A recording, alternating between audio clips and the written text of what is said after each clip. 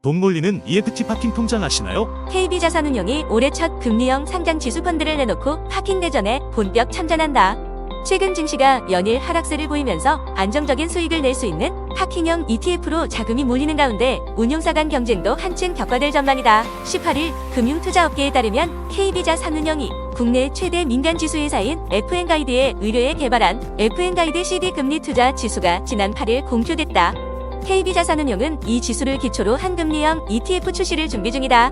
KB자산운용은 지난해 만기 3개월 이내 단기 채권에 투자하는 KB스타 머니마켓 액티브 ETF를 선보인 바 있다. 이른바 파킹 통장형 ETF로 불리는 금리형 ETF는 고금리 환경이었던 지난해부터 각광받고 있다.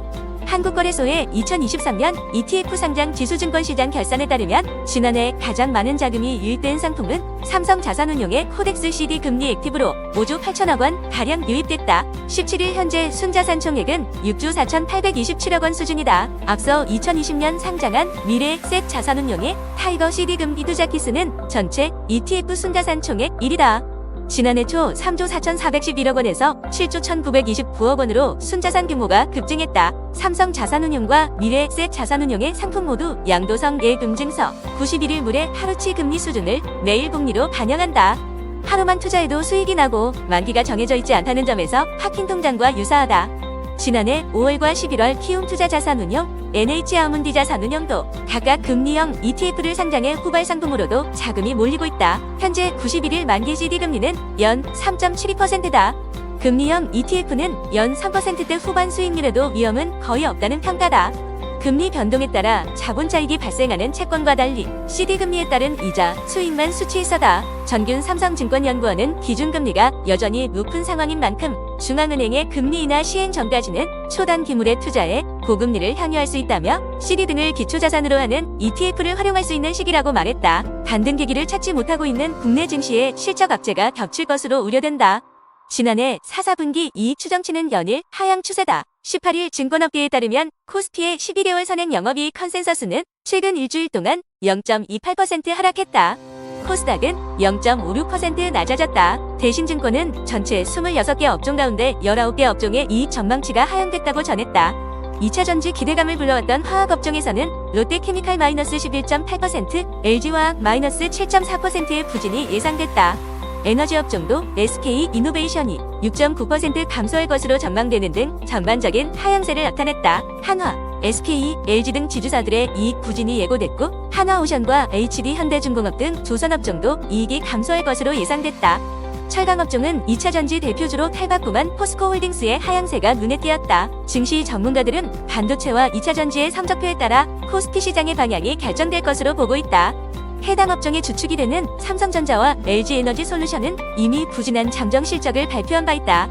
실적 발표 이전에 형성된 2024년 영업이익 컨센서스는 각각 36조 5천억 원, 3조 9,900억 원이었지만 현재는 33조 6천억 원, 3조 2천억 원으로 각각 7.9%, 19.5% 하향 조정된 상태다. 대신증권 김정윤 연구원은 배터리 가격 등 2차전지 업황에 대한 불확실성이 잔존하는 상황에서 일단은 SK하이닉스의 실적에 주목할 필요가 있다며 올해 반도체 실적 전망추가 하향 조정이 끝나야 코스피 지수가 움직일 원동력을 되찾기 시작할 것이라고 전했다. 지난해 4, 4분기 실적 시즌에 대한 투자자들의 관심이 높아진 배경으로 2022년과 2023년의 실적 역성장이 꼽힌다. 2년 연속 두 자릿수 역성장을 기록한 탓에 이번에는 회복이 기대됐었다. 키움증권 최재원 연구원은 시장의 기대를 밑도는 모습이 이어진다면 기대하고 있는 실적 전망은 눈높이가 조정될 가능성이 높다면서도 올해 코스피 영업이익은 전년 대비 51.0% 성장할 것으로 예측되고 내년에도 두 자릿수 성장세를 지속할 것이라고 진단했다. 모건 스탠리 캐피털 인터내셔널 지수 기준 주요 국가별 주당 순이익의 성장률 전망치를 보면 올해 한국의 주당 순이익 성장률은 64.4%에 이를 전망이다. 신흥국 내에서도 가장 높다. 이 같은 상황에서 실적 하향 종목의 수가 늘어난 것이 실적 희소성을 반영하기 좋은 환경이라는 투자 아이디어가 나온다. 또 통상적으로 국내 상장사의 4, 4분기 실적은 전망치의 하향폭이 다른 분기 대비 크게 나타났다는 점도 위안거리다. 하나증권 이경수 연구원은 지수를 중립적으로 보는 상태에서 지수 대비 수익을 낼 수 있는 전략을 생각하는 것이 올해 핵심 미션이라며 새해 들어 실적 모멘텀 팩터의 반등세가 뚜렷하다는 점에서 1, 4분기 핵심 스타일은 실적 상향 종목군이 될 수 있다고 말했다. 이달부터 청년 희망 적금을 만기까지 유지한 가입자들의 청년 도약계좌 연계 가입이 가능해진다. 특히 청년희망적금 만기 수령금을 청년도약계좌 가입과 함께 일시 납입할 수 있도록 해 최대 856만 원의 수익을 기대할 수 있다는 분석이다. 이와 함께 소득이 없어도 육아수당이 있으면 청년도약계좌 가입이 가능하고 육아 등의 사유로 가입을 해지할 경우에도 기여금에 대한 비과세 혜택이 부여된다. 18일 금융위원회에 따르면 청년희망적금 만기자 가운데 청년도약계좌 가입 요건을 충족한 청년은 희망적금 만기 이후 해지해 청년도약계좌에 가입할 수 있다. 청년도약계좌 가입 요건은 만 19에서 34세 이하 청년 중 직전 과세기간 총급여 7,500만 원 이하이고 가입 신청자 본인을 포함한 가구원 소득의 합의 중위소득 180% 이하 등이다. 연계 가입이 가능한 청년은 청년희망적금 만기로 받은 수령금을 청년도약계좌 가입 시 일시 납입할 수 있다. 일시 납입은 최소 200만 원부터 최대 희망적금 만기 수령금으로 받은 금액까지 가능하다. 일시 납입금은 가입자가 선택하는 월 설정 금액으로 매달 전환 납입된다고 간주한다. 월 설정 금액은 40만, 50만, 60만, 70만 원 중 하나를 선택할 수 있다. 가령 청년희망적금 만기 수령금 1,200만 원을 받은 청년 A씨가 도약계좌 가입 시 일시 납입금 1,000만 원을 넣고 월 설정 금액을 50만 원을 한다면 일시 납입 시점부터 20개월간 일시 납입금이 월 설정 금액만큼 매달 전환 납입되는 셈이다. 일시 납입금에 대한 정부 기여금도 일시에 지급한다.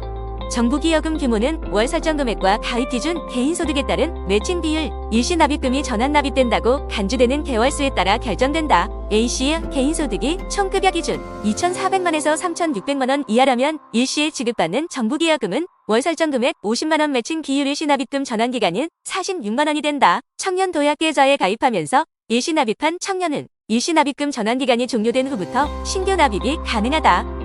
총 가입기간 60개월에서 전환기간을 뺀 나머지 기간 동안 매달 70만 원 한도 내에서 납입할 수 있다.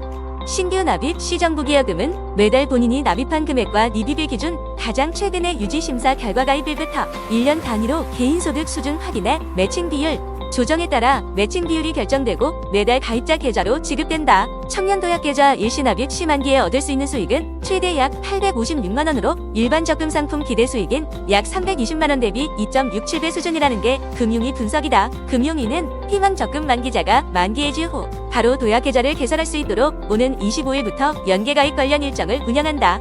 희망적금 만기자는 도약계좌 취급 11개 은행 앱을 통해 비대면으로 가입 신청이 가능하고 희망적금 가입 은행이 아닌 은행에서도 신청할 수 있다. 청년 도약계좌 가입 문턱도 다소 낮아진다.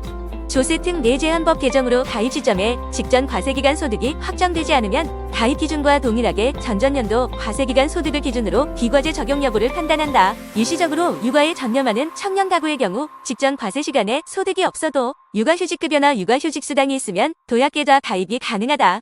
또 혼인이나 출산 등의 이유로 도약계좌를 중도해지해도 정부 기여금과 비과세 혜택을 모두 받을 수 있도록 지원을 강화한다.